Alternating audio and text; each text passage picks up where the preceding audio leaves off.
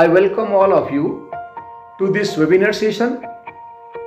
Art is an innovative implementation of wisdom of one's intuition.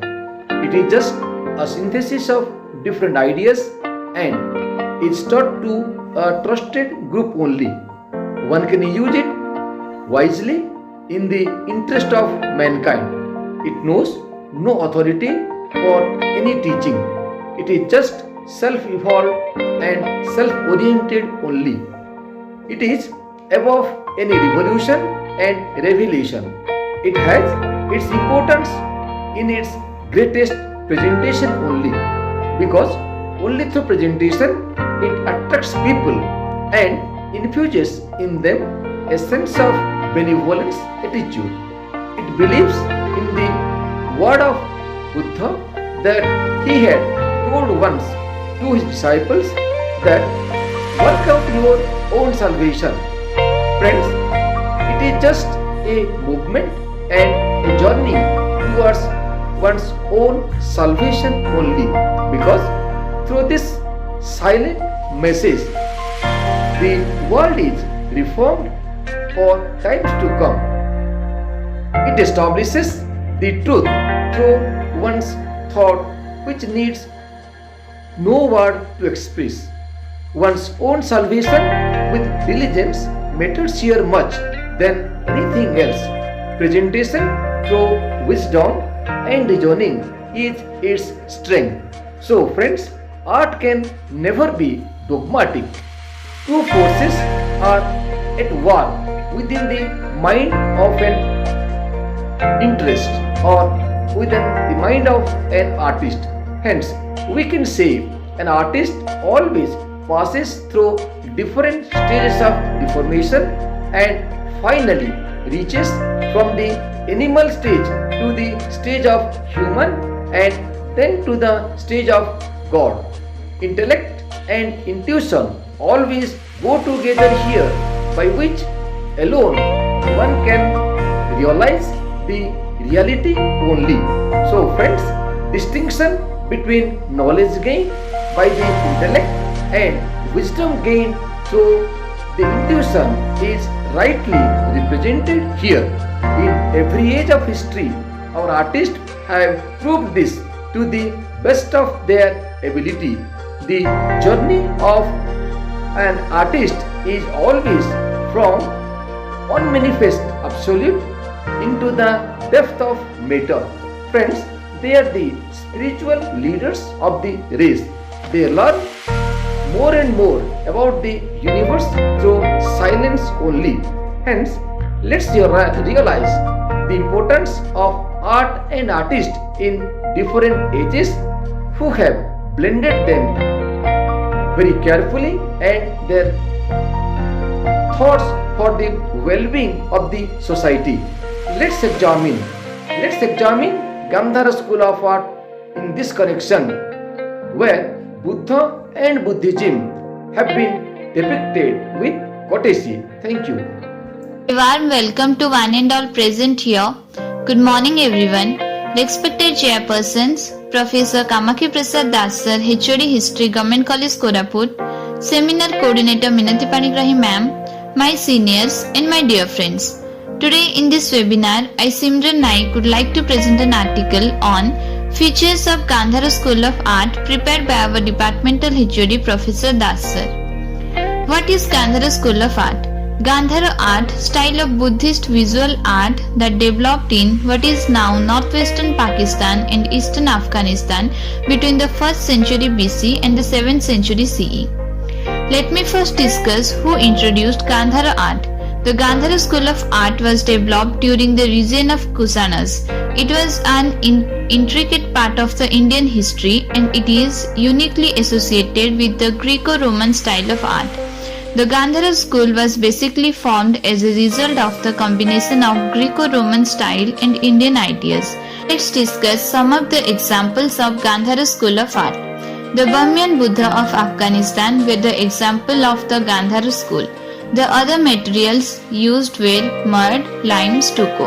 However, marble was not used in Gandhara art. Terracotta was used rarely. Bimaran cascade has yielded the earliest specimen of the Gandhara art. Now let me discuss the major centers of Gandhara art. Jalalabad, Hadda, Bamaran, Begram and Taxila were the main centers where art pieces of Gandhara school have been found. Now let's discuss about the Buddha image of Gandhara art. The Gandhara Buddha image was inspired by Hellenistic realism, influenced by Persian, Scythian and Parthian models. In contrast with Mathura school, the Gandhara school image was known for their anatomical accuracy, spectacle depth and forest tottening. In this art, Buddha's skulls were altered into wavy hair. The head of the Buddha matched very much with Greek god Apollo. In all, the Buddha depicted in the Gandhara art is shown making 4 types of hand gestures, and this is a remarkable feature in this art. The gestures are Abhya Mudra, don't fear, Dhyana Mudra, meditation, Dharma Chakra Mudra, a preaching mudra, Bhumisparsha Mudra, touching the earth. Now, let me discuss about the Greek and Roman influence on Gandhara art. Gandhara sculptures show strong Greek influence in the depiction of a man god and of wavy hair, sandals and extensive drapery. The depiction of Buddha as a man god in Gandhara sculpture is believed to be inspired from Greek mythology. Some examples of Gandhara art depict both Buddha and the Greek god Hercules. Stucco plaster, which was commonly observed in Greek art, was widely used in Gandhara artwork for the decoration of monastic and cult buildings. The Roman and Greek influence in Gandhara Buddha are enumerated as follows. Roman influence, artistic interpretation. The legendary interpretation of Buddha is sometimes presented through Roman motifs like Triton.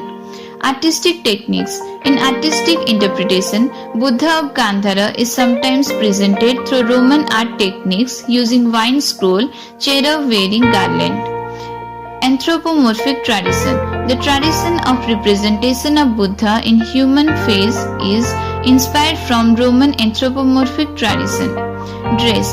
The outer robe of Buddha of Gandhara like Kaya, Antravasa resemble to attire of Roman gods. Greek influence. Greek god is protector.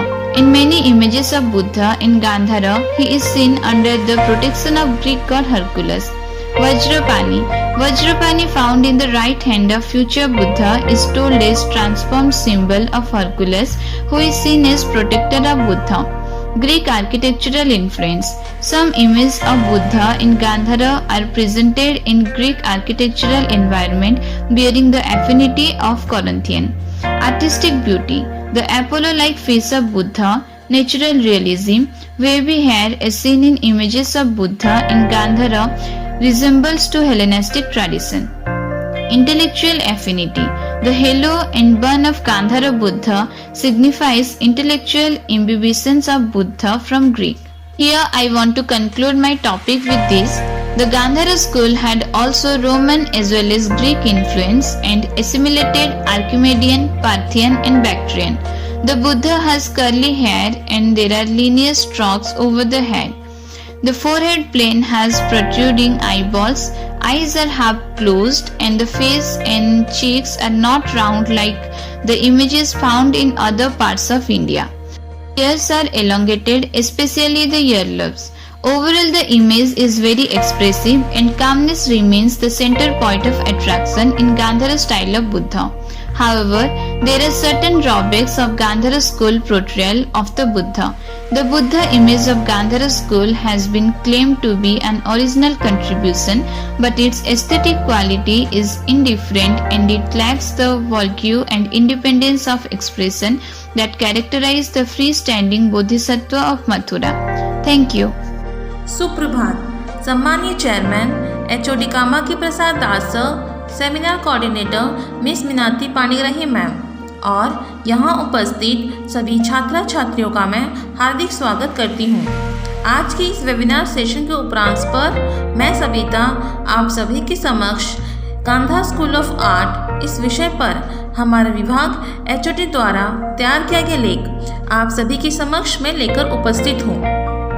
Gandhara school of art. Gandhara school of art Kushan सम्राट कनिष्क के शासनकाल के दौरान Mathura school के साथ साथ गांधार कला विद्यालय भी पहली शताब्दी ईस्वी में विकसित हुआ था।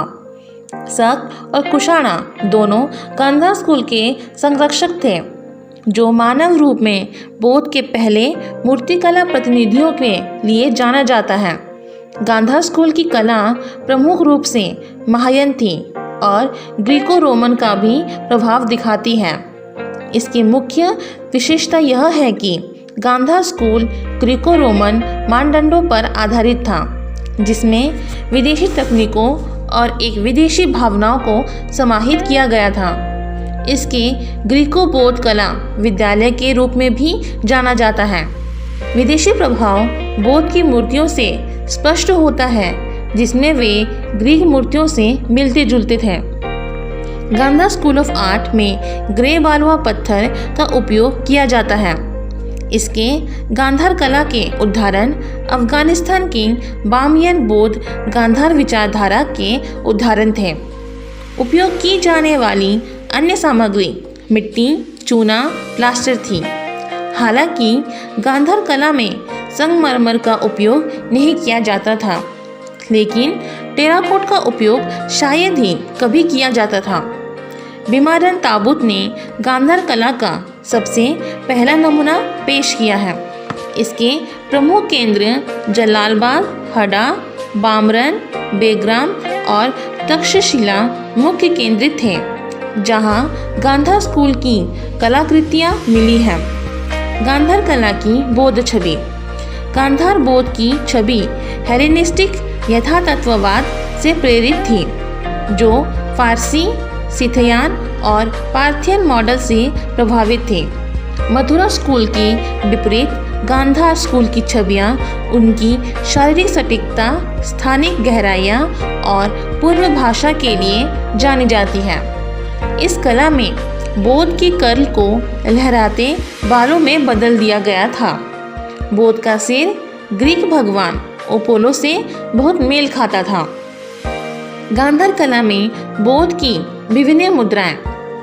गांधार कला में चित्रित सभी बौद्धों का 4 प्रकार के हाथ के इशारे करते हुए दिखाए गए हैं और यह इस कला की एक उल्लेखनीय विशेषता है। इशारे इस प्रकार हैं: अभय मुद्रा, डरो मत, ध्यान मुद्रा, ध्यान, धर्म चक्र मुद्रा, एक उपदेश मुद्रा, भूमि स्पर्श मुद्रा, पृथ्वी को छूना। गांधार कला पर ग्रीक और रोमन के प्रभाव। गांधार की मूर्तियां एक मानव देवता और लहराते बाल, सैंडल और व्यापक चिलमन के चित्रण से मजबूत ग्रीक प्रभाव दिखाती हैं।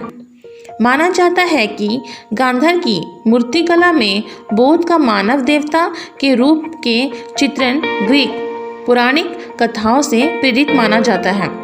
गांधार कला के कुछ उदाहरण बौद्ध और ग्रीक देवताओं हेराक्लिस दोनों को दर्शाते हैं। प्लास्टर जैसे आमतौर पर ग्रीक कला में देखा जाता है। मठवासी और पंत भावनाओं की सजावट के लिए गांधार कलाकृतियां में व्यापक रूप से उपयोग किया जाता है। गांधार बौद्ध में रोमन और ग्रीक प्रभाव इस प्रकार है। रोमन प्रभाव कलातात्विक व्यापक, जिसमें बौद्ध की पौराणिक व्यापक को कभी कभी ट्राइटन जैसे रोमन रूपकारों के माध्यम से प्रस्तुत किया जाता है। दूसरा कलातात्विक तकनीक, जिसमें कलातात्विक व्यापक में गांधार की बौद्ध को कभी कभी रोमन कला तकनीकों के माध्यम से बेल स्क्रोल का उपयोग करके प्रस्तुत किया जाता है।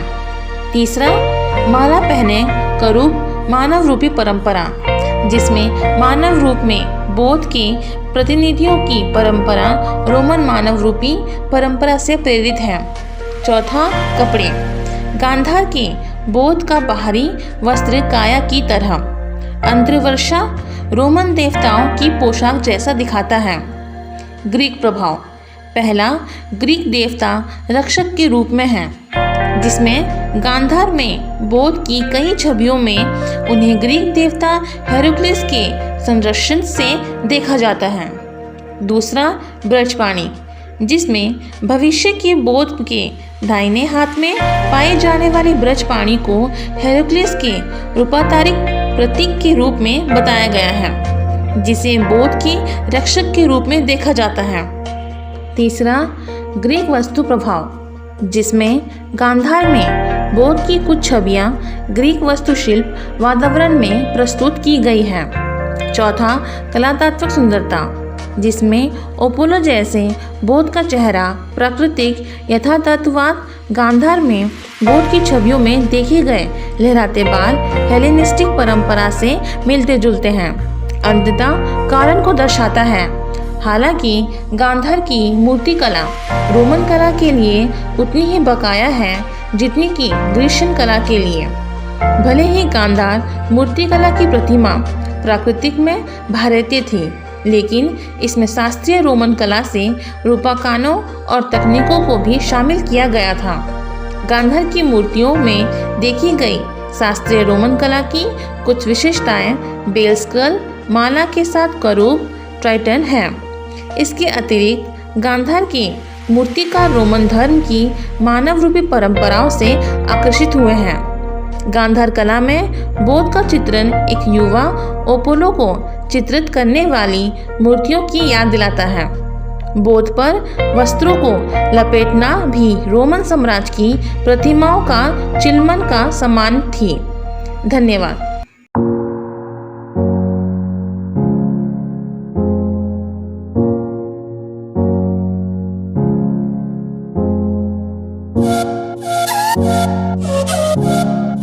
Thank you.